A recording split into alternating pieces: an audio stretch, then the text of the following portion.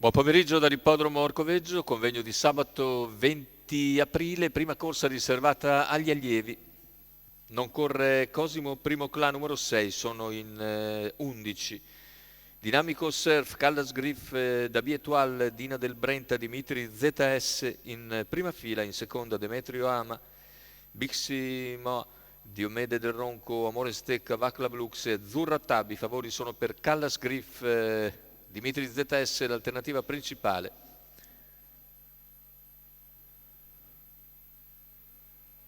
Macchina che accelera con lo stacco di Dina del Brenta, che l'errore di Caldas Griff. Numero Esce così di 2, scena la Callas Griff, favorita, squalificato.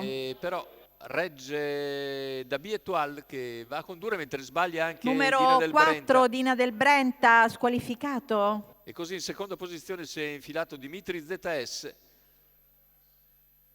che precede Dinamico Surf e tutto il resto del gruppo, con la favorita dunque out poco dopo lo stacco, l'errore di Callas Griff. 400 intanto che se ne vanno in 29,9. Al comando c'è Dabi Etoile, in seconda posizione rimane Dimitri ZS, davanti a Dinamico Surf e Amore Stecca. Via via tutti gli altri. 645,5, tiene discretamente viva l'andatura la battistrada Dabi Etoile, che ha in schiena Dimitri, quindi Dinamico Surf, Amore Stecca, ancora Biximo, poi Numero Vaclav Lux. 9, Gli Diomede altri del Ronco, sono squalificato. decisamente più staccati.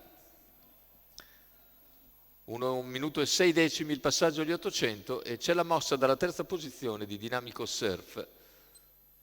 Dinamico progredisce dopo 1 chilometro in 1:16,4 e a 500 dall'arrivo. Va all'attacco di Dabi Etoile che allunga. A contatto si mantiene Dimitri ZS, all'esterno anche Amore Stecca, 400 al palo, il parziale ora in 15, con Dabi Etoile che si mantiene in vantaggio su Dimitri ZS. Terza ruota però per Amore Stecca, che scatta a 300 dalla conclusione, viene via in terza corsia. Prova a seguirlo anche Vaclav Lux, retta d'arrivo con Dabi Etoile che entra in vantaggio, ma Amore Stecca è incisivo all'esterno.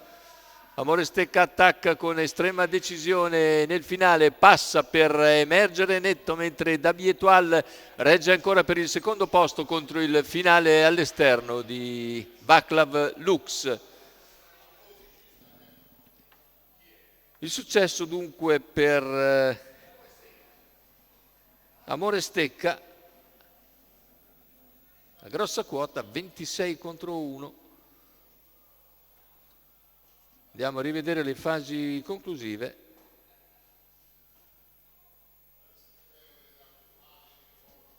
Bel primo piano davvero di Amore Stecca, che non vinceva da un pezzo.